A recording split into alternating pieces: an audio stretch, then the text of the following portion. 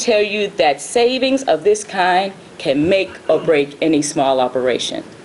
The bottom line is this. We are rapidly becoming a world in which the internet will be the only way people can accomplish their most essential tasks and apply for critical services.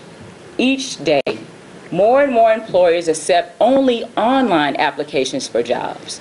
Before long, many government services, federal, state, and local alike, will only be accessible through the internet.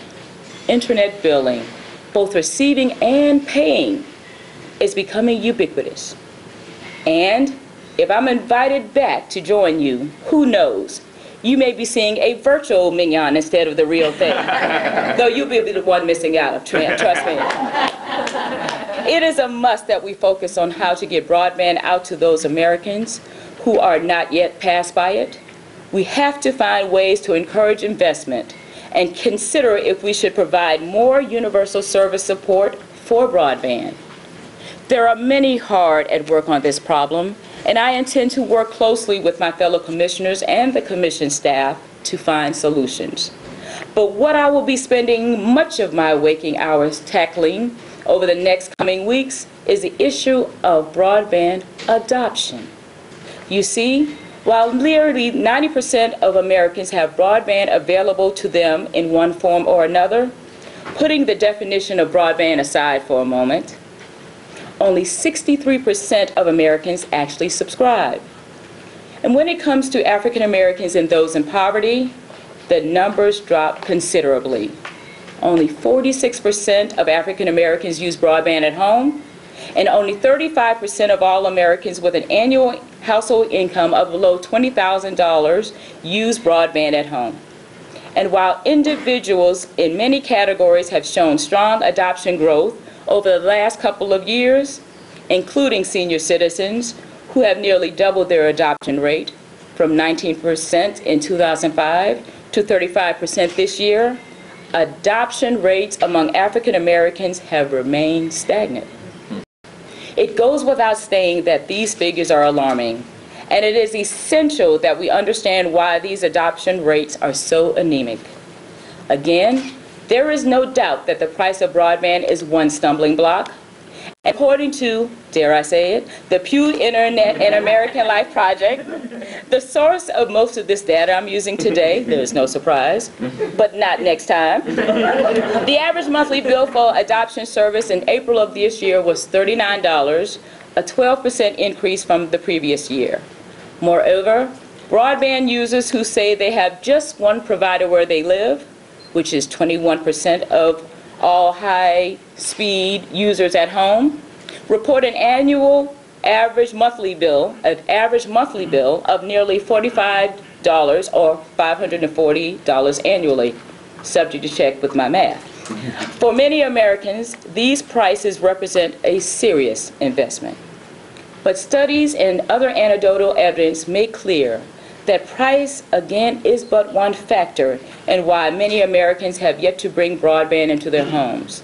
According again to Pew, 1/2 of American adults who do not use the internet cite relevance as a reason why they don't use broadband.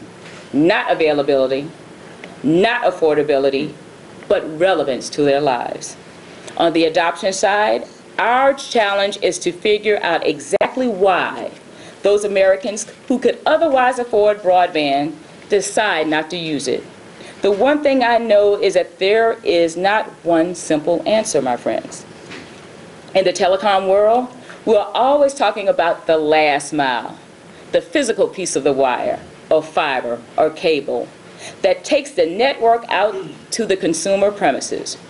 But when it comes to broadband, I tend to think of the last mile not as a mile, but as 2 half miles. Yes, we have to make sure that broadband infrastructure reaches everybody. But as we know, deployment is only 1/2 of the battle. The other half mile, if you will, is all about whether or not the consumer chooses to engage with the technology. We can extend broadband infrastructure to every single person in America, But if the consumer says no thanks, have we really made progress? Is that consumer better off? Is this country better off? In my view, the answer is no. If we solve our deployment challenges, but too many Americans are still no closer to adoption to the benefits that broadband has to offer, then the last mile might as well be 1,000. In short, the adoption half of the last mile is every bit as important as the deployment half. And only when we come to understand each consumer's mindset will we be able to develop a viable and robust plan for adoption. Are there racial or ethnic considerations? Geographic components? Is age a factor? Is there a mistrust of technology? How do we convey relevance to people in remote areas, including Indian country? In other words, we have to hear from consumers and really listen to what they tell us about their lives. Listening and learning are key. The answer to these and related questions should give us a better insight into the adoption patterns of African Americans. If we can take some of the lessons from our wireless experience, and I can tell you right now, I think that we can, and apply them to broadband, we have a good shot at success. If we look any other way, however, I can pretty much guarantee you that these patterns will not budge significantly. And quite frankly, many of these answers will not be found in Washington, D.C. We can and should study the problem from here from one dimension, but if we want to view broadband through the people's eyes, we have to put on our community glasses. We have to get out on the road, meet and talk with consumers, have them share their thoughts about broadband. And for me, my outside of the Beltway inquiry will begin on August 6th, dare I say it, in Charleston, South Carolina. I'll be holding a formal workshop in the Holy City on adoption, and then we'll venture out into rural Charleston County to hear directly from consumers about broadband. And at every opportunity between now and February, wherever I travel, I will make time to meet with real consumers. Not that you're not real, but with real consumers. Not just focusing on statistics on the page. And I will talk about why they have or have not adopted broadband. And I will be particularly focused on groups that have lagged behind in their adoption. None of what I've said so far is meant to dispute that our national broadband plan must be data-driven. We must know, with as much specificity as possible, where broadband is deployed and where it isn't, who is buying broadband and who isn't, which markets are competitive and which are not, what speeds are available, and how much consumers are paying. Assembling and sorting through all of this data is one of the greatest challenges the FCC faces over the next 5 months. My concern is merely that we cannot get completely lost in charts and graphs. And